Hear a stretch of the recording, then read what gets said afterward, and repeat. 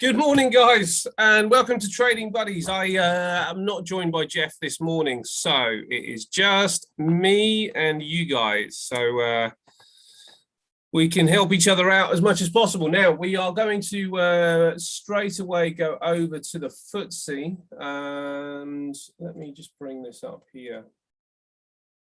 Can I do this? Yes, I can. Yes, I can. I'm going to put it on to your charts. Now, if I take a trade, it won't necessarily be triggered on here because I'm going to trade the futures on a different account, but I will tell you what I'm doing. So let me share my screen. That's okay there.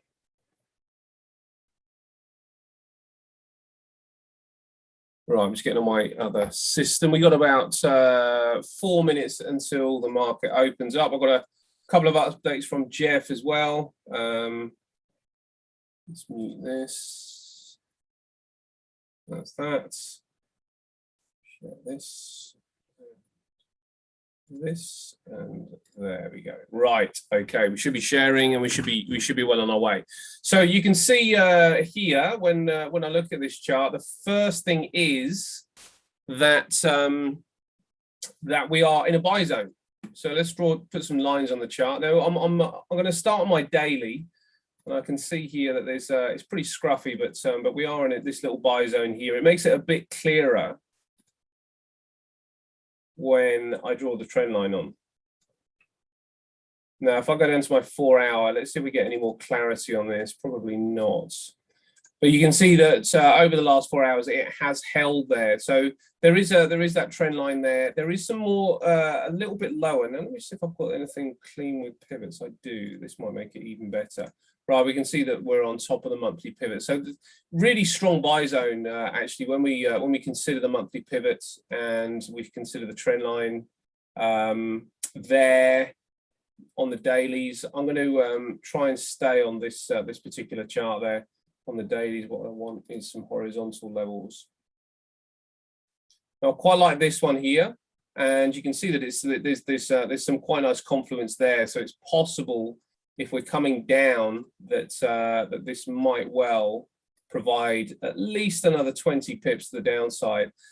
There's no question really at this stage that that the bearish case looks a lot more palatable than the bullish case, and it might be that if we are going to do this, we're going to need a bounce off here and possibly into this area before we clear out. So all I'm trying to do is find the best possible way to make some money fast. I'm not really interested in anything else. I'm just going to bring this here. Oh, actually, that's okay.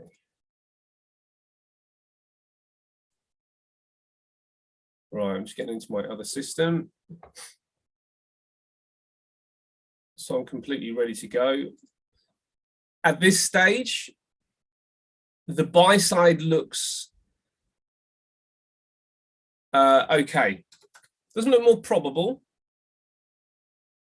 but we've got to be careful with equities because they do tend to move higher rather than lower. And because we're in a buy zone, this may well it might just encourage some people to get involved. If we get in down here, then I'll only aim for the top end here. That suggests to me as first contact. I've got around about 20 seconds before the market is open. So I'll probably be quite quick on this, and it's just going to be a case of getting in and buying it.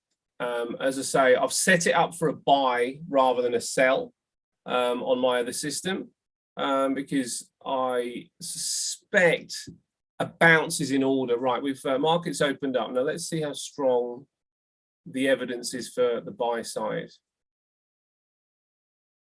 Not looking great at the minute. No, I don't think this is looking good at all, actually. Well, sell side looks pretty good as it goes. Yeah, sell side looks a lot better. So I might even just take a selling opportunity instead. I wouldn't mind the top end here if I could get it, but I'm not averse to selling the lows. Okay, so if it pops up to this area here, I think I'll sell it off, and then we'll see what we got. How's that looking?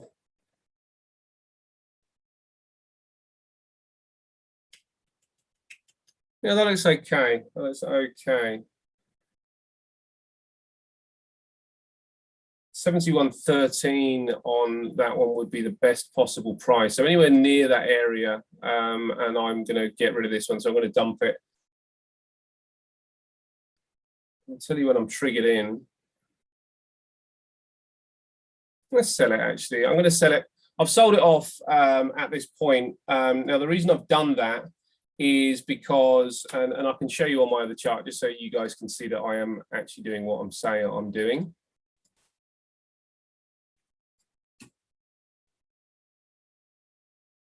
But I've got to try and temper it. So I've sold it off here. You can see this on the futures. Hopefully, if this is sharing, is it sharing?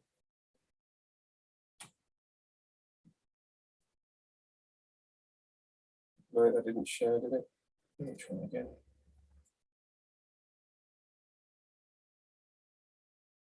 That one. There you go.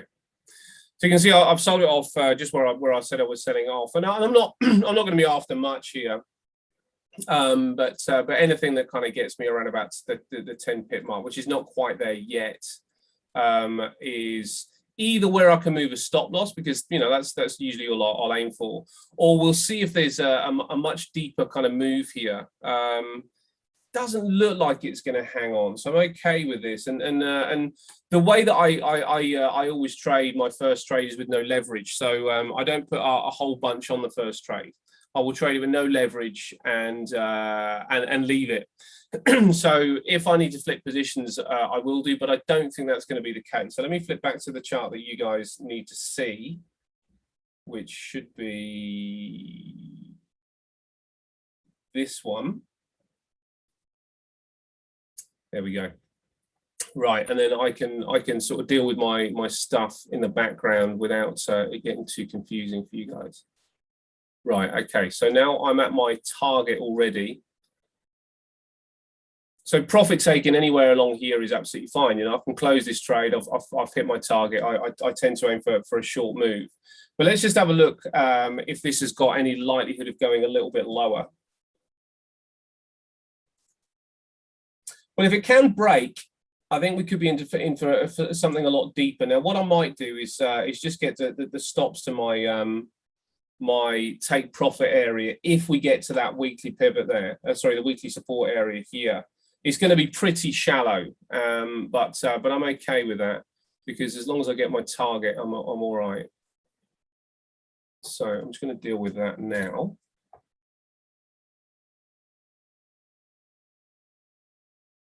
Also, just a little bit further down there.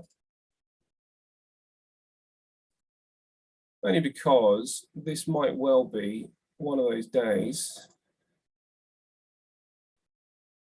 that actually there's some really good profits, and we don't have to do a lot of work. Now we're in.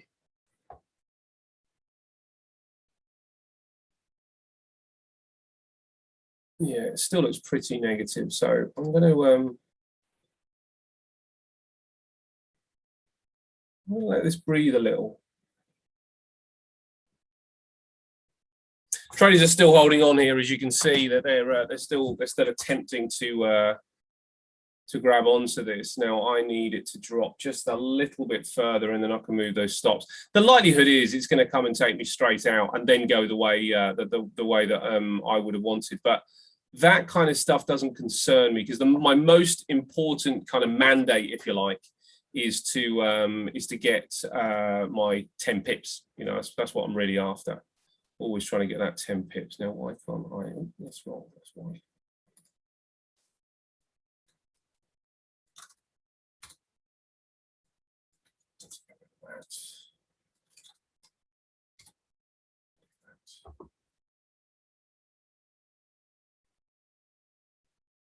Yeah, it looks like it might just come and take me out, but we'll see.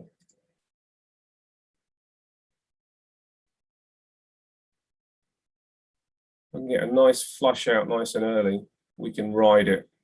Sorry, the focus just needs to be on this just for a few more moments until I can either move this stock to my target price or the trade closes.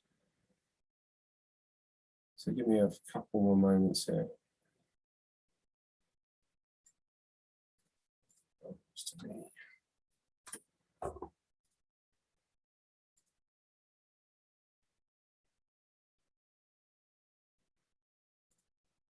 Needs to be there.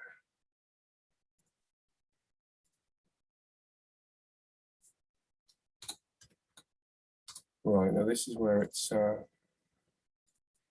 could start coming back, so I need to fix this up.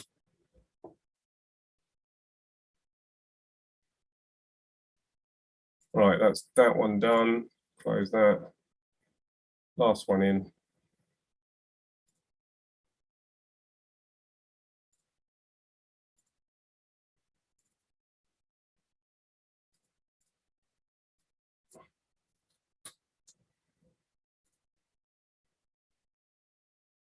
So let me do it right now.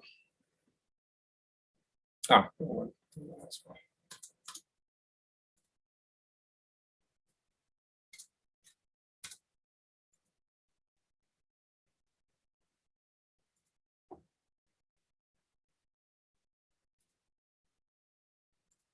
Okay. Right, that's actually just giving me the profit. So I've taken profit on that. It's all done and nice and early and out. I think there's something to run with this, but you know, my strategy doesn't dictate that I should stay in the trade unless it just goes. So the profit's made, nice and early bagger, and that's that. I will show you my trade that's closed if you need to see that. Should be that one there, and it's all closed down, so you can see that that's done. Now my price was 104, 71.04, which is about there, and I came out at 71.93 in the end. It was sorry, 71.92. It's about there. So not much, and as I say, I think this one might go. So you know, check your own strategies. Mine is I'm comfortable trading this way, and I quite like just taking chunks out of the market. There's certainly something to be said for an environment like this, and the environment is definitely bearish. There are really good signals for a downtrend here. So the way I'm currently running this strategy may need to adapt when I see parameters as I have now, which would suggest that it would go through the buy zone.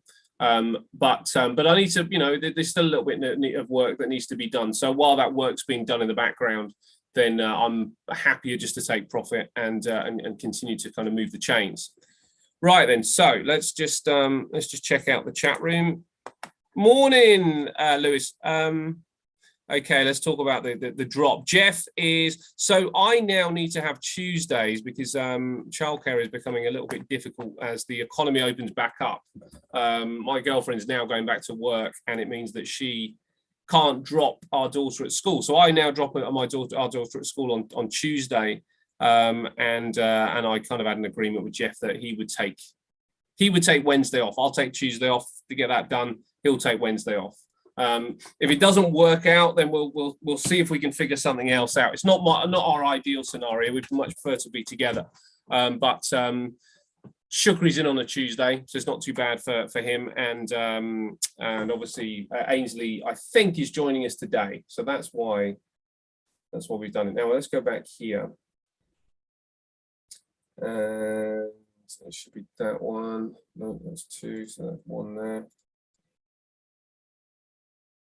Right, so we're back here now.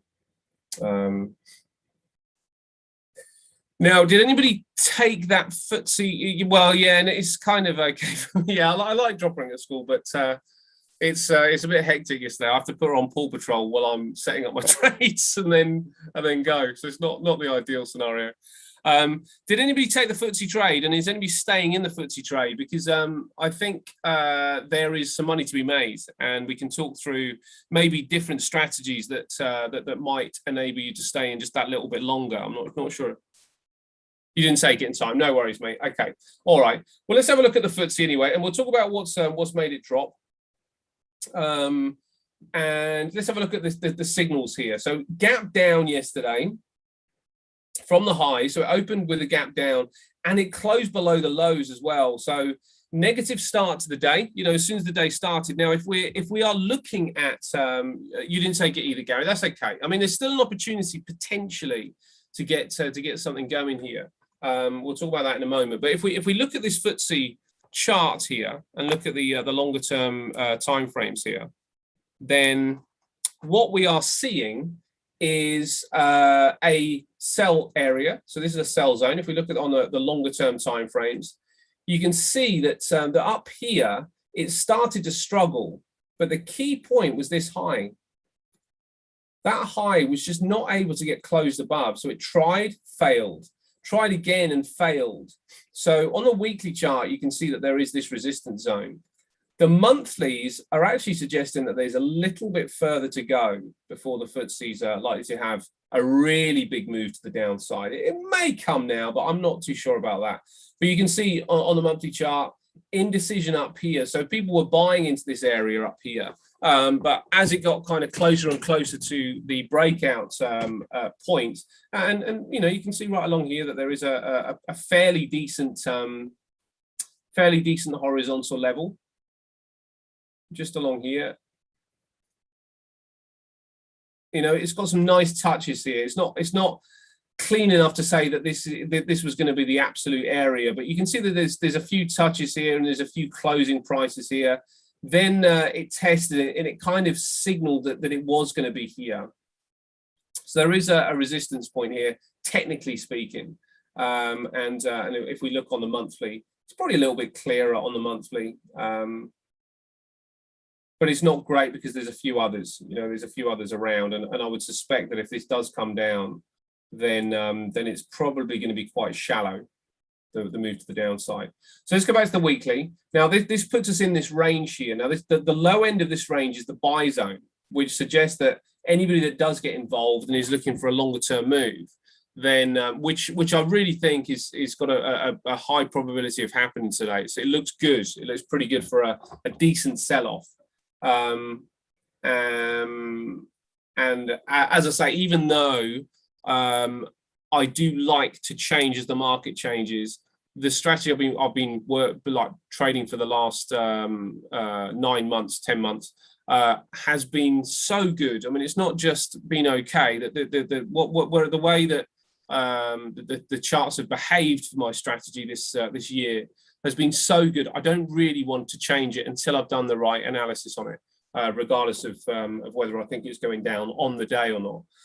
But I do think this is coming down today, and I think it's potentially coming into this area down here. So there's another 1.5% drop on the FTSE 100 down to around about the 7,000 mark, in my opinion. And at that point, then we'll probably be looking at buying it up again. But right now, it's certainly looking a bit bearish.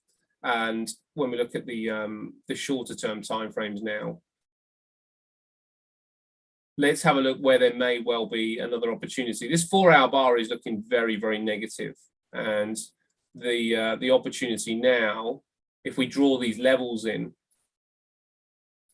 the technical opportunity, you know, I will look at the technical charts, but the sentiment and momentum is much more important. And you can see that there is some strong momentum here as we get these 3 red bars, black crows, 3 black crows, which is a bit of a counterintuitive name when you see red bars there. 3 black crows, a small hold in the market, but then another couple there. But these 3 black crows do often indicate that there is going to be, you know, something a bit more significant. And now we've got the drop. You know, now the market really is starting to struggle here. But where does the price point come in? Well, probably in exactly the point that or no, maybe not probably, possibly, if we get back up to this point here, maybe in towards the end of the day. It looks like tomorrow, actually, if it's going to pop back up again, there may well be another opportunity at 71.28. If you're looking at really short term, then you know, it looks like this this possible break line here, if it comes up to that. But that's going to lead us so close to that point, I'm not sure whether that's going to be worth waiting for. So looking a bit negative. Now let's have a look at what is the possible driver. I don't know if you guys saw Bitcoin yesterday, but Bitcoin had a pretty significant drop, and it's taken a little bit of risk out of the market for that particular asset class. Now that wasn't driven by the wider picture here, but let's have a look at the wider picture.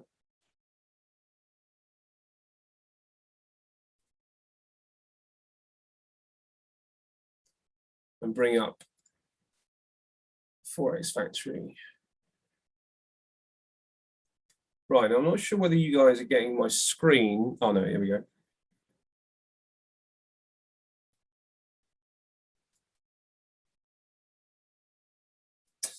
So the market's been really concerned about taper, and it's been really worried that the numbers are going to come out to be positive enough that the US government would start to taper those bond purchases. Now, in a bear market, in a high supply of money that the Fed has been creating, and the central bank of Canada and Australia and New Zealand, Switzerland, UK, Japan, everywhere has been really, and obviously the Eurozone as well. Everybody's been supplying a lot of cash into the market. And in this sort of environment, what people tend to do is borrow more. So companies will borrow more because money's cheap. And what do they do with it? They go and invest it. You know, it's a really good time to invest when there's cheap money. But inevitably, there's going to get to the point where the market will start getting a little bit toppy. It's going to start getting a little bit overcooked. And I think we've had that quite recently, where it has become overcooked. Now, what we need to see is a kind of perfect storm where there is continued growth in the market. Because if you think about why people would invest in stocks, the reason they invest in stocks is because they are going to get a return on their money, because the stocks that they're investing in have got greater and greater earnings, and they'll be able to pay back some kind of yield to them. Now, the taper talk has been problematic, but let's have a look what happened yesterday. RBA rate statement came out, and we also had some news from Europe, with Germany coming in much weaker than expected. Actually, economic sentiment at 31.1, and also we had Saunders, the member from the UK. So none of these, when I look at it, appear to be much of a driver. You know, it doesn't seem to me like there's anything really that significant kind of going on here. But what we did see on Friday, and the reason that we need to go back to Friday is because, in fact, we'll talk about why in a moment. But what we saw on Friday was a non-farm employment change, which was way weaker than expected. And this is suggesting that the economy isn't necessarily growing at the pace that the investors kind of needed to grow. You know, so it's kind of going nowhere at this stage. Let me just see if there's another opportunity coming with a FTSE. I'll keep my eye on this for you guys. Looks like there might be another opportunity coming with a FTSE. So the average earnings popped up, but the non-farm employment change was much weaker than expected, and ISM services PMI also slightly weaker than expected. But more importantly, the number was showing that the growth had slowed right down. So we're getting a lack of growth in the economy right now, while prices are starting to pop to the upside. Now, Biden was also speaking on Friday as well, and not sure what that was necessarily about, but this is showing that the purchasing power from the dollar is losing steam, but inflation is starting to pick up. So I think that there might be an assumption that the central banks are going to need to do something relatively soon, and we do have this valuation metric in the United States where companies are just in a bubble. And we kind of know that they're in this bubble. So now let's go back to why Friday is important, or why Friday was important. And the reason that Friday was important is because we then had on Monday a bank holiday in Canada and in America. So on Monday, what we actually saw from the FTSE was this bar here. Really, really strong bar. You know, people were quite happy to kind of purchase up into the American bank holiday. But yesterday they came back online. Now, if we look at the time that this started to move, now I'm pretty sure there was some also some negativity in China as well. But let's have a look. So yeah, you see, look at when this moved. This actually moves at 2 o'clock. Well, this is the between 2 and 3 o'clock bar. This is when the US market opens up. So there was nothing really to be concerned with here. So this is being driven by the US market. You know, you can see this starting to drive down as soon as the US opens up, which suggested that the lack of liquidity on Monday pushed the market up because there weren't the sellers in the market. They waited for those buyers to kind of come in, and then they pulled the trigger as soon as the US opens up. You know, so that the bank holiday really served them. Now, if we go back here and have a look at the S&P, then again we start to see the S&P as our potential driver. The VIX has popped to the upside. Now what we need to now do is think about. We do need to sort of like have a bit more of a think about some of these drivers, because they, you know, that there's some evidence there that suggests that it could have been about the growth. But let's have a look and see what else there was. Yeah, well, I mean, it looks like the coronavirus is still problematic, and it's still that kind of it's still the major news. Retail sales from the UK also weren't particularly good, and that suggested that those consumers weren't quite as keen to kind of go out and spend money. I think we might be in a bit of a phase of just a little bit of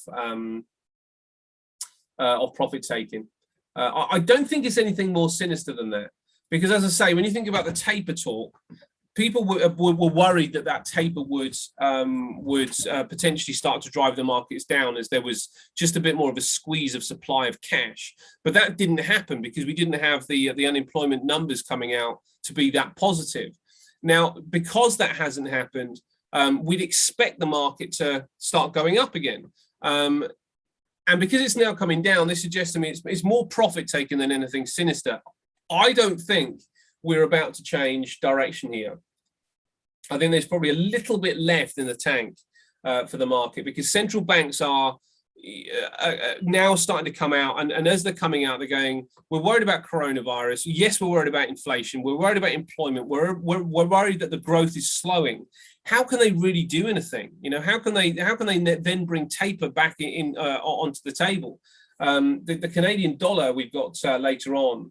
If any of you read my market report yesterday, you'll know that that my preference is for, and let's have a look at this up next.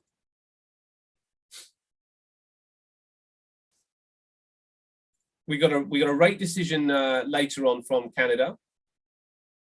There's a couple of other things from the UK. This 10-year bond auction, I think, is going to be a fascinating number. I think the ECB is tomorrow, isn't it? So this Bank of Canada rate statement is due out today. Now, there's very little likelihood that they're going to be raising interest rates or even talking about tapering. They've tapered twice since April, and election aside, now that is the fly in the ointment. The election makes it quite difficult. So we've got an election coming up in Canada. And Trudeau's going to be putting some pressure on those central bankers to not say anything too negative about growth. But what can they say? You know, COVID is starting to pick up again. So we're getting this problem with the pandemic. We got supply chain issues. We got prices starting to go higher. And if prices go higher and they don't taper, they lose purchasing power. So if you read my report yesterday, the long and the short of it was that I'd be quite neutral on the Canadian dollar, but with my finger over the sell side of it rather than the buy side of it, because I don't hear them saying anything positive. GDP in the second quarter shrank, down 1.1%. So the growth isn't there for them. So while they've been tapering since April, they probably aren't now in the position to continue to do that. And if anything, they might even have to reverse the decision. I don't know whether that's the case. That might be a bit extreme. And they probably would want to wait until the election's done before they did that anyway. But growth is definitely slowing down in Canada. Some of those, so there's a bit of a start warning. So let's have a look at the Canadian dollar. Canadian dollar against the pound is definitely weaker. Let's have a look at some of these charts before we change to shorter term timeframes. Against the Kiwi, it's cheaper. It's weaker. And a big move to the upside. Where is it in the way of? Yeah. Now the one thing that we need to note is that all central banks are in a similar position. So the range probably will be probably no higher than this point here, and then we might start to come down. But you can see intraday that could still cause a decent move up. Against the US dollar, it is down as well. The US dollar is rallying against the Canadian dollar. So actually, the Canadian dollar is down today, and the reason that it's down today, in my opinion, is that the expectation is that there could be something a little bit more negative, which present a great opportunity. Oh, okay. Well, let's have a look. So, which currency would present the best opportunity against the CAD? Australian dollars at an area of potential resistance, but and they've also had their rate statement. But if it holds here, now they've had their rate statement. I quite like the Aussie. Maybe down to 0.925, possibly. Canadian against it. Well, this looks good already. Look at that on the weekly. So against the Swissy, it looks really good. And it hasn't started to move yet significantly, but it's on the move. Let's just see this with some pivots. Yeah, that looks like the a retracement near the weekly pivot looks pretty good for me for the CAD Swiss. Let's draw some lines in. I don't like that particularly, but that's okay. If it comes back and tests this, so this looks like the sweet spot to me. So CAD Swiss. Possibly this closing low would be good. Now, if that was to come straight back up again, it's going to get us near 0.7267, near there. So what I'd want to see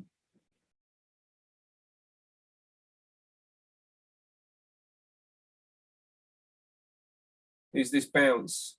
No, I don't know where it's going to bounce, but if that could bounce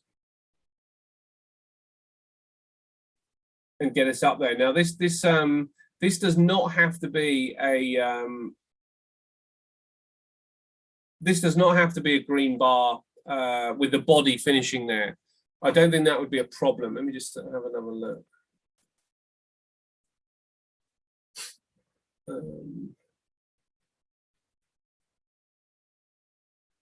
Now, Jeff has got his notes. I'm going to give you those notes as well. Jeff is much better at currencies than I am. My skill is mainly in my skill is in the FTSE, but I don't know if there's going to be another opportunity here. There's already been a good setup here, actually. Let me just have a look. Now, what I like to look for setups is a 4-hour trend, and I like the hourly to have come and tested now. No, it might be okay. This might be all right, because what we've done is at this point here, we have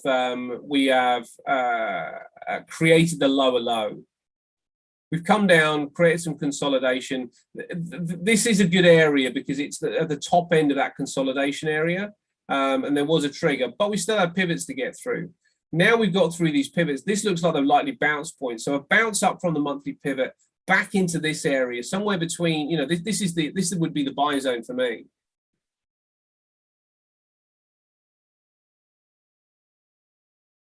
Sorry, sell zone. So I'm going to make that red, just so it's really clear.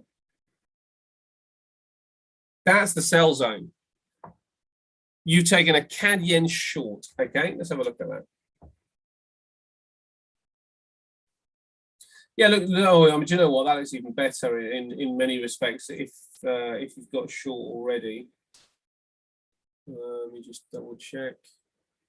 Yeah, yeah. I mean, the CAD, the CAD looks like a serious currency to be shorting right now.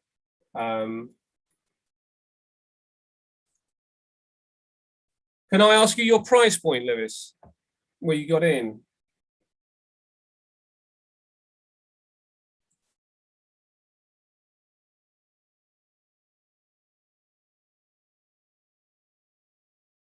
Let me just put this here.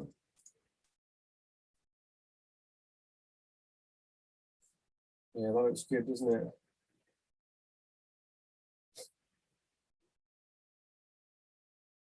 I think I would have been. I think I would have missed that because I would have been waiting for this touch here. So well done for getting to that, mate. Below the last green bar, brilliant. On the hourly, right? So you're in here.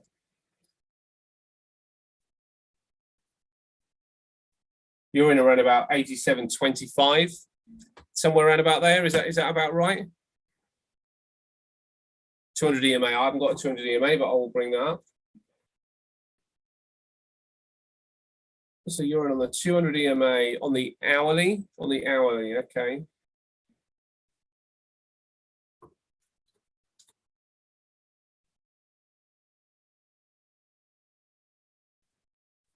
Nice, mate. That's really good. Yeah, cool, man. That's really good. Okay, so I presume your stops are at the highs, 17. So you're already safe. And that looks like a 2.5 to 1. It looks like a pretty simple bagger, doesn't it? Down to the monthly pivot.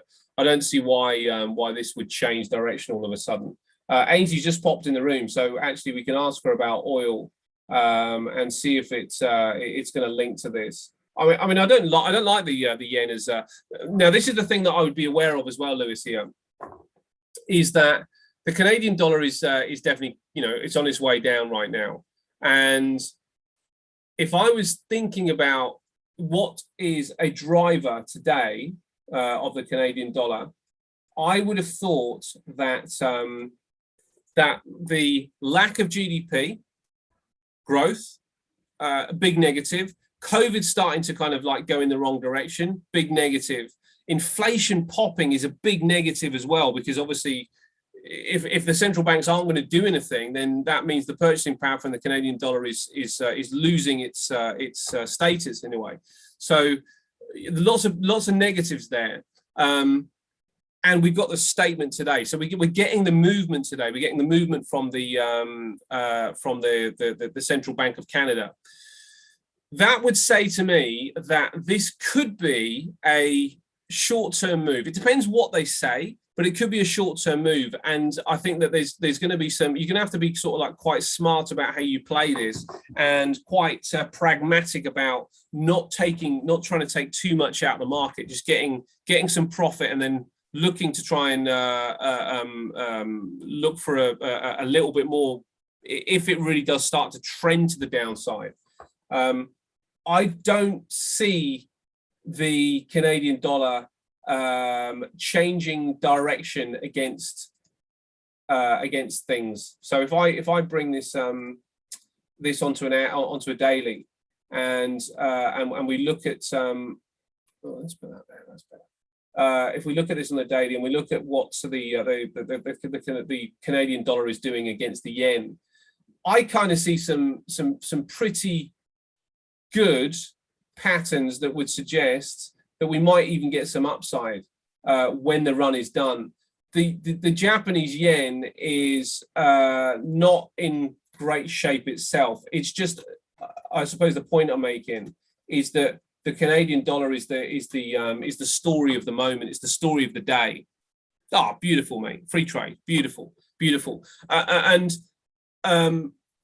Now you've got a free trade, and as I say, I think you need to be quite clever here, just to squeeze as much as you can out of it, because it may well come down a reverse. I'm not sure whether there's going to be too much beyond this point, and we know that there are pivots. There's a monthly pivot not far down here either. And of course, I might be well and truly wrong, and this might start coming down. But if we think about market structure, this is a reversal. It pops up, it pops down and creates a higher low. We got a higher high here, and I don't think it's going through that higher low. I think the trend is much more likely to hold against the yen. Now, I could be completely off the mark, but I just don't think the Bank of Canada is going to. They're going to try and stay as guarded as possible with the election close. So I'm not sure whether you're going to get a huge run out of this. And even though it's moving, and it's moving with velocity, and it's moving with momentum, I wouldn't be surprised at all to see that bottom out relatively soon. And maybe even on the statement, it starts to push back up again. So you're on an hourly time frame, which is great. I think it is a short-term time frame trade, this one, but personally. I guess what I'm saying is, not giving you advice what you should do, but what I would be doing is looking at it as a short-term thing, and not all of a sudden switching to a daily system, or a weekly system, or a monthly system, thinking I'm going to get a big move out of this, because I just don't see that happening personally. But that's my 2 cents worth, mate, if it's worth anything. Now, Ainsley's in. Do you need powers, Ainsley? Oh, there you are. Hello there. Oh, I can talk.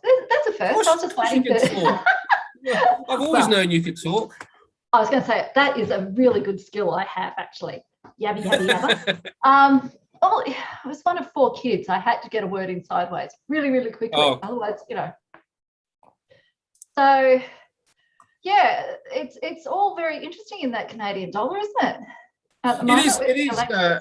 Yeah, and the election's fascinating, and I was going to ask you about oil as well, and whether that might have a play on it. Is there,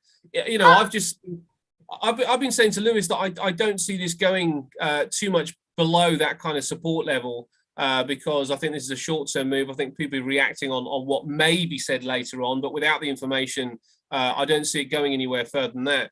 But is there an oil story in the background that makes me wrong? Oh, God, look at oil. Look at oil. Let's have a look at oil. Don't put XTR down. Stop. Yeah. There she be. Ooh. You drop down to a 4-hourly. Look at that. Boring as. I was going to say, I don't really know what to read from that. I suppose down here. Nothing. Make it. Look, I mean, I'm expecting a bit more of a down to the downside, maybe down to that level of support. But OPEC plus was that next month. No. Dead center in the middle of that kerfuffle. The OPEC plus meeting that we had last Wednesday. Yeah. Down to the left a bit more, to the left a bit more, to the left a little bit more. Keep going. Keep going. Oh, really? And stop. That one. Right. So that's the OPEC plus meeting saying, okay. Oh, guess what, everybody? We're going to do what we said we were going to do. And everybody went, increase supply. And it lasted like less than 4 hours and turned around and completely reversed again. And then they said, the colonial line had to be shut, but the damage isn't as bad. And it took off again. And it was just like, this is getting stark raving mad. And then we had Okay. NFP on Friday night and came back down again.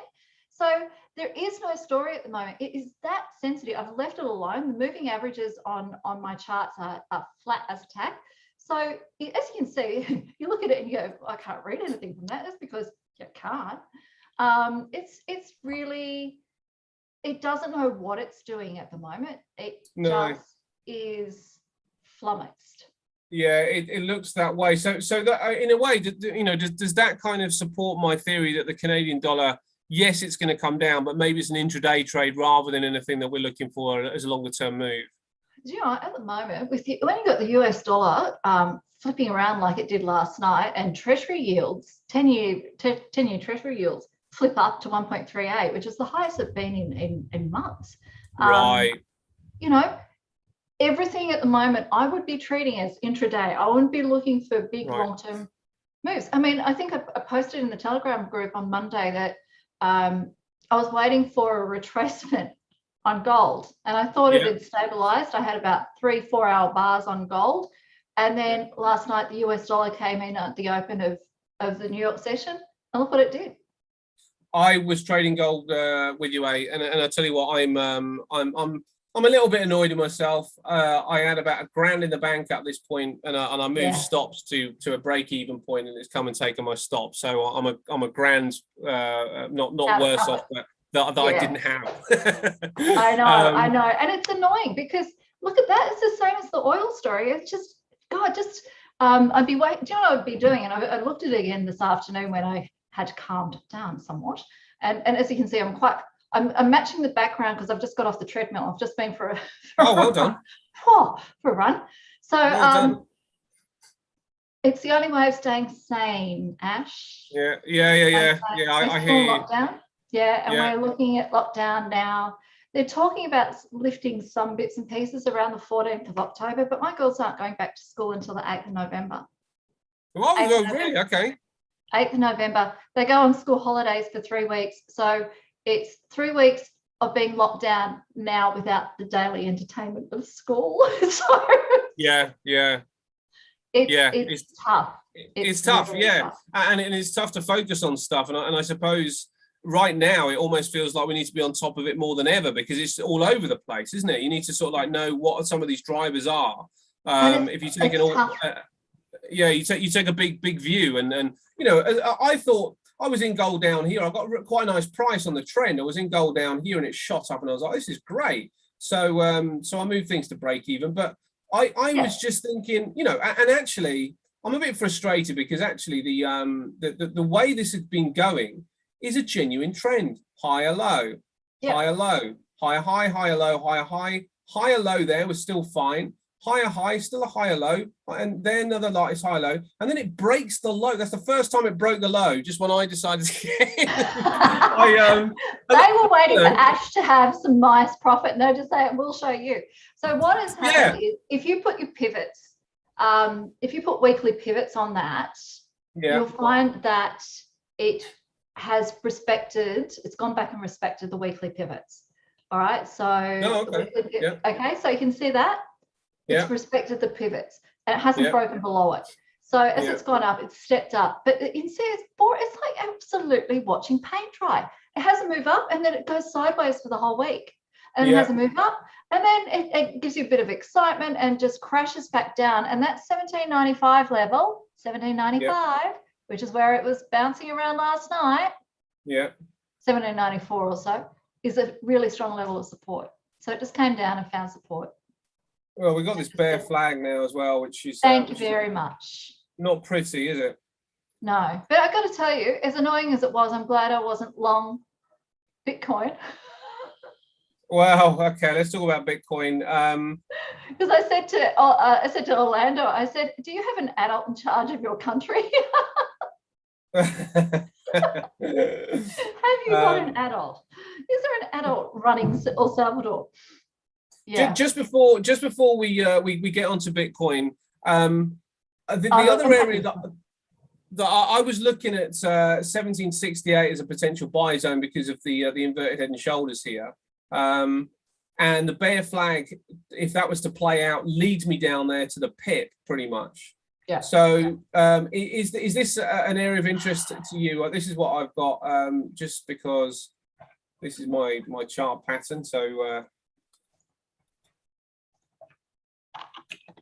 and you know, that leads me down here before kind of picking up. I mean, gold is still, I think it kind of still needs to be on the watch list for upside. And the reason for it's an odd one, isn't it? Because we got equities coming down, we got Bitcoin coming down, you know, we got equities coming down, we got cryptos coming down. So risk is kind of off the table. And yet gold is also suffering. Bond yields are rising, which I just is that really kind of like the problem here, is that the bond yields are kind of taking off in a way that is just not conducive to help gold out.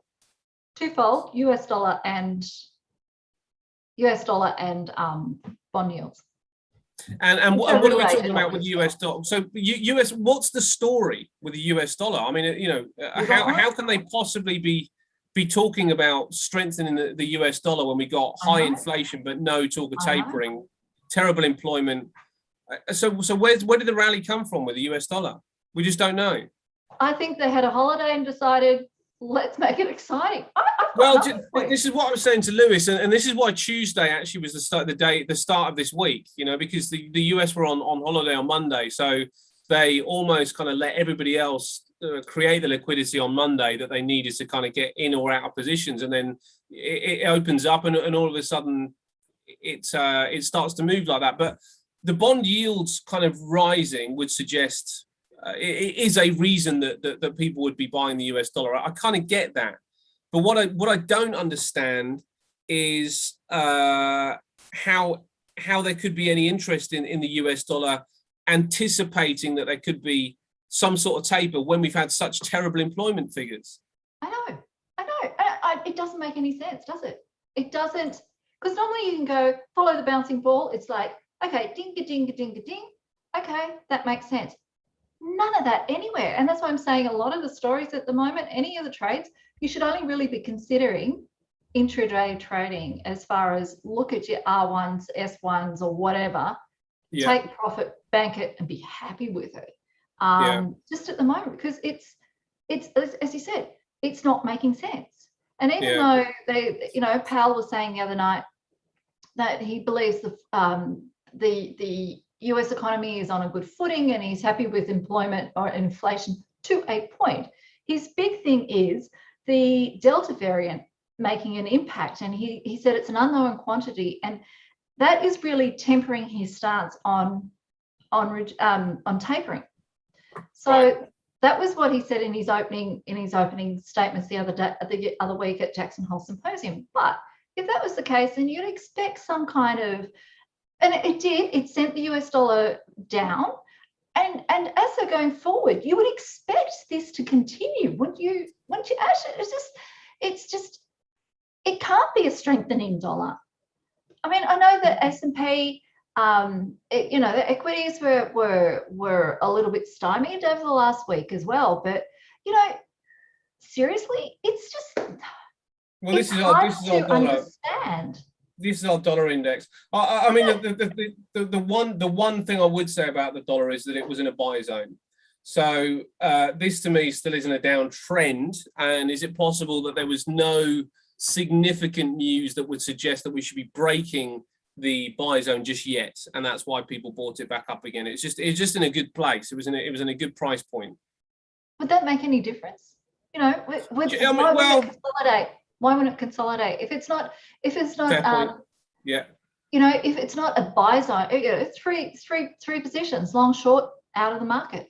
So if that was the case, then there shouldn't be any kind of upside pressure. That doesn't make sense. I think you're absolutely right, and actually today's bar could be quite interesting, because if it does provide a reversal bar, I suspect people are going to be diving back into the downside here. And if that's the case, there's your opportunity to try and get a snag on gold again. Yeah. All right. Yeah. So if that is a downturn, because you know, I was like you, I'm reading through all this stuff over the last, you know, earlier this morning, and I'm just going, it's not making sense. It's not making sense, and I hate it when I like things to be logical and rational, and there was no logic in that, except for the only thing is, okay, it's, your Labor Day weekend, people are now properly back in the market as of yesterday. So after the big August, and a lot of it is known to, you know, they normally say the 1st of September and kids are back at school, but it's normally after the Labor Day weekend, being a long weekend in the US. Bang. Is that a sign of positions being reversed or closed or opened or whatever, volume in market? And maybe that's all it is.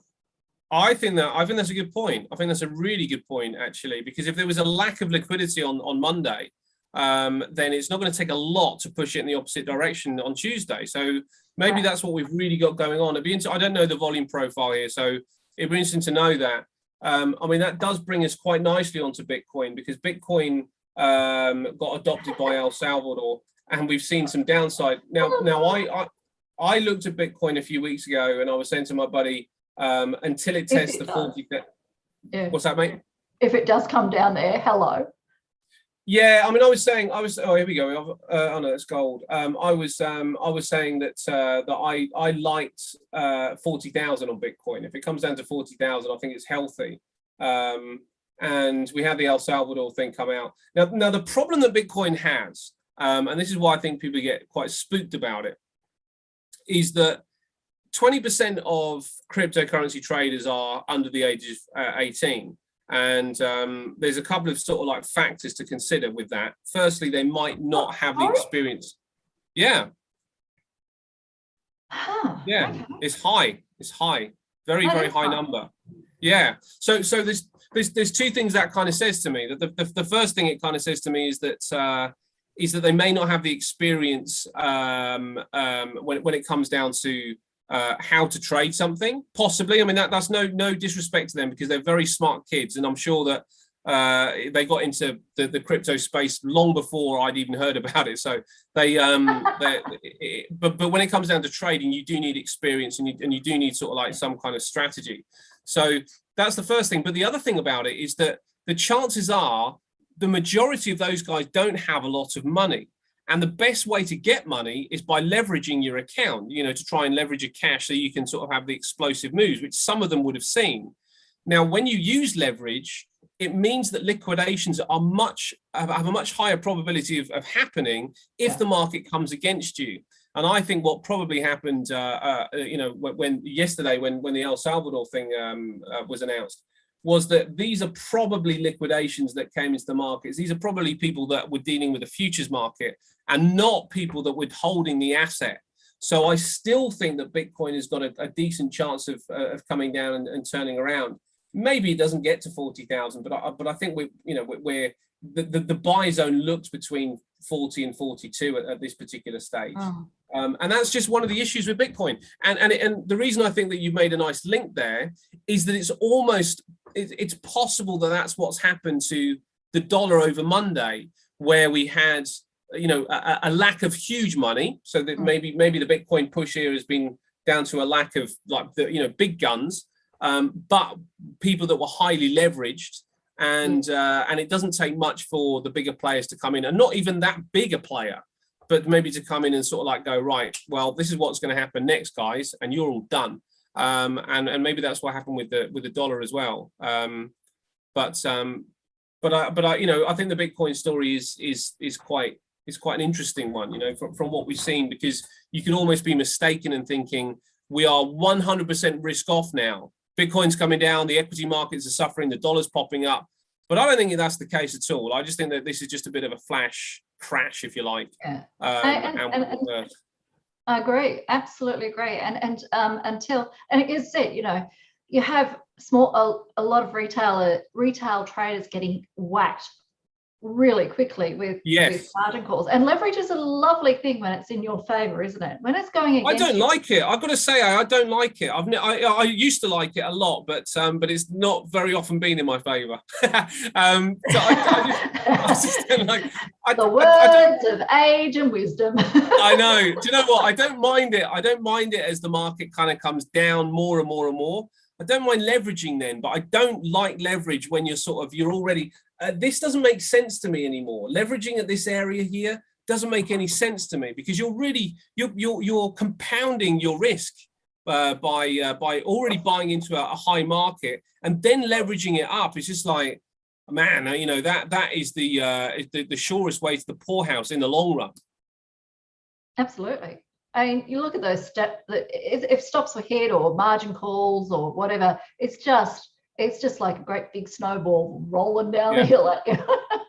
Yeah, You know, absolutely. And you know what? The other sad thing, really, for some of these guys that probably got cut up here, is that with the crypto market, you actually don't need leverage, because it goes up like 10x to 100x on any given day. You know, it can. I don't know if you've seen Solana recently. But you got this cryptocurrency which started down near the $5 mark or $2 mark at the start of the year, that's almost popped up to $200 in the last week or so. It's up nearly 100 times in 9 months. It's just wow. So you don't need that. You know what I mean? If you got $1,000, why would you leverage? Just put it in something that could 100x, which evidently do happen, and you're kind of made. You know, so. It's the sad thing, and that's what I mean about experience for some of these guys. If they really looked at it, they'd know that trading and investing and everything else is that there's a massive underlying aspect of patience. You know, be patient to make your money. Be patient to wait for the right trade, of course, but be patient to make your money. You know, take it slow. Take it do it in chunks, because as Einstein said, compounding is the ninth wonder of the world, and we can utilize that later down the line, but we don't need it to start with. And maybe that's why I don't like leverage these days, because I just like things to be a bit calmer. I like to make my money in chunks, you know. It's on your age, honey. I know. But as Gordon Gekko says, he's famous. It's terrible. But you know what? I'm quite happy to show my age rather than being, you know, nice and young and kind of getting dumped on a Bitcoin chart, to be quite frank. So yeah, that's my 2 cents. As Gordon Gekko would say. But yeah, exactly. Do you know the underlying thing for me, and it sounds like you agree, is that there's almost nothing to see here as we come down. This is the time to be looking to pick it back up again. Look for the right price points, because it looks like a retracement more than a dump off. There's nothing really changed when it comes down to the US, the federal government stance. So that still leaves equities probably in risk on territory. I'm not sure what to do about gold, except for I agree with you about the dollar. And I think that the fact that the dollar is probably, the nails are going into the dollar, but they're going in very slowly. It's like they keep bending them. No, let's start again. But I think the coffin is laid. So yeah, it's got a bit of a Trump aspect. It just won't go down and lie down and die. No, yeah, you're right, actually. It's kind of Teflon, isn't it? But they got Trump in the end, and I guess they're going to get the dollar too. Yeah, I think we can you know, be relatively comfortable about gold. What do you think about price though? I don't know. I just don't know anymore. Okay, so would you be comfortable? Would you be comfortable with a suggestion that we come down to 1770, or do you think there's not a chance on earth with that?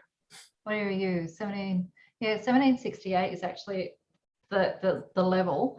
I've got 1768 on mine as well, but I thought I'd round it up. Oh no, we can't do that. Oh really? Okay. All right, 1768. Gotta be right. Gotta be exact. Okay. All right. 1768 is a number, but it's just a matter of just. Sorry, 1763 is actually another level, but that is actually the 50.5 retracement level on the March to the 1st of August move last year. So 1763 is also a fairly strong level of support.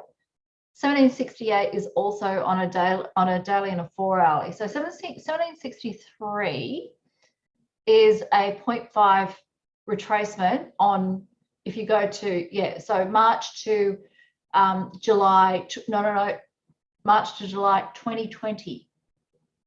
Oh, do you know, okay, I'm gonna bring it and March to July 2020. Let's do your one first then, and then I'm going to do mine. So for me, it's on a weekly chart, it's they're old levels that were respected. So when we had that that sell-off after NFP, the Monday on the NFP, where we had the good number and gold tanked, it came down. And so at the end of that long-tailed low test bar, the green one with the yellow on it, it hit my 0.618 level to the dot. Yeah. Not yours, because mine's more accurate, isn't it? Just well, I'm probably starting in the wrong place, am I? I don't know. Oh, that's right. But yeah, so it's in that level. So the 0.5 level is your 1763 as well. So that is a level to look out for. You've got okay. All right. Well, anyway, I'm going to make my case for 1775 now. Actually, even though I was going a little bit higher, a little bit lower, I'm going to make my case for 1775. So what I've got, it's your money. Okay. well, I want to know whether you agree with me, because if you don't, then I might not do it. So I've got a horizontal level along here, a little bit scruffy, but it's okay. You know, it's reacted here. It's reacted here. Maybe it's reacted sort of a little bit further. It's reacted here. Reacted here. 1775 looking pretty good. Now I've got my monthly pivot there as well. So I've got my confluence. So now I've got two. I've got confluence. And if I take my fib, I am going to draw it from the 5th of August, or is it the 6th of August low, to the market high so far. And I have a 38.2% retracement on that number as well. Yeah, because you can also sprinkle some magic dust on that and yeah, good luck. You don't like it? No, what I'm saying is, who knows at the moment? And okay, everything's flicking around so much. I mean, you couldn't even put that on it. And whilst that technically is sound, yeah. Oh, you know. I'm going to do my measured move on the bear flag as well. Let me see what it looks like on the. And see where that brings you. Well, it's going to bring me lower. It's going to bring me lower than my 17.5 for sure. That does bring us down to the 68, 66, 68 level. So that back in that zone, that $5 zone, 63 to 68, which is your other fib level. So it will be interesting to see what it does. In that case, what I want to see is this, and I'll be in. If it does this, I'll be in.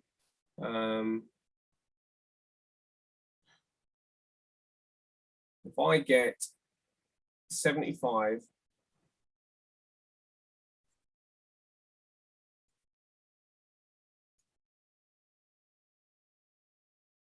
There we go. Let's get creative on this. I want teal. If I get that, so it touches your level, and then closes above my level. Yeah. Then I think I've got a trade. Yeah. So it's got to come down first. So yeah, I'd be into it around there. But that looks like I don't think I'd be interested in gold until it came and reacted around those areas. But if it does, then I think it could be quite cool. Yeah. Or until somebody Lewis says, likes it at 1765 as well. Yeah. Or until somebody says, by the way, the US dollar is really in a bad shape. Well, yeah, I mean, it's difficult, isn't it? Because we've had a lot of false starts on gold, and the danger is that you get involved in it with one headline, and then something else comes out within a week, and you're back where you started. So that's my problem. Those jobs numbers were really good for the initial trade, and they kind of boosted gold up. But then come Tuesday, it's all bets are off again. But we'll see what happens. But yeah, thanks for all that insight. I really appreciate it. Not a problem. Well, we are at the wrap. But is there anything else that you wanted to add? No. I just realised it's 6:05 here in Sydney. It is. Groundhog Day again. Yeah. All right. Well, I'll let you get to Groundhog Day. Yeah, we're going to have to go. Because we've got meetings in an hour. Yes, we do. Yeah, well remembered and reminded. So I appreciate that. I'll see you in the. Yeah, I've got to go feed the troops. So bye, everyone. Okay, feed the troops. Thanks so much. I really appreciate it. See you next week. Bye. All right, guys, I'm going to wrap it as well. Thanks as always for your participation and getting involved. Hopefully, you guys made some money today and did well. The FTSE did continue to go down as far as I can see here. Actually, it's not gone crazy, has it? But so there might still be an opportunity around that monthly pivot. It looks like there could be, or there's a little level there. Let's just have a look what that is. Yeah, it could hold up here. It may hold up. It may hold up here. I'm still, as I said before, interested in picking the FTSE up. I don't think this is too sinister, the move just yet. But there could be some more. I mean, there's no retracement there. This looks like the area I would have thought that the FTSE could come to. Possibly even a bit lower than that, but I think there's still some downside. The upside is definitely off the table for right now. I will thank you, Lewis. Yeah, see you tomorrow. We got Jeff back in with us tomorrow. We got John in as well for the quiz. So we'll wrap for now, and I'll see you guys in the morning. Thanks as always to Angel as well. I believe it is Angel in with me today. If it's somebody else, I apologize. But if it's you, Angel, thank you as always. See you tomorrow, guys. Bye bye for now.